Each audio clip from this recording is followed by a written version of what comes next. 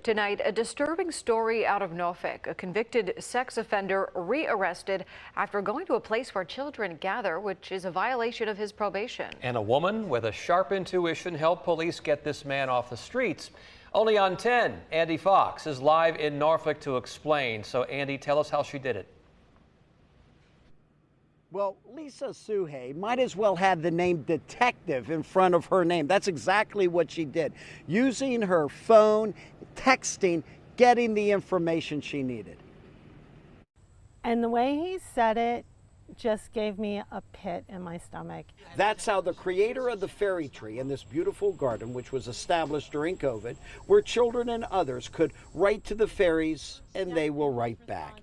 Then a strange man showed up at Lisa Suhay's fairy garden. This man has been coming here since last November, and he essentially convinced me that he was like a grandparent who was giving gifts to the fairies to promote, helping children. It just nagged at me. Nagged at her that this man who constantly changed the way he looked was becoming a regular at the fairy tree. We now know that man turned out to be none other than convicted sex offender out on probation, Michael Dannenberg.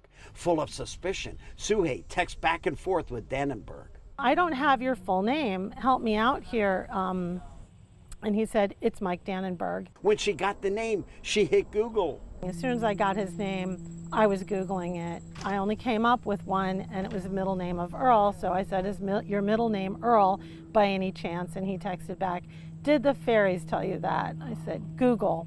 Your name came up in a registry. But Dannenberg kept texting, filling in the gaps and possibly implicating himself more. And he said, sorry, ! Long time ago. And I continued, one that would not allow you anywhere near children. You cannot come here ever again. He texted, okay. Then it all came together. Her intuition, something wasn't quite right.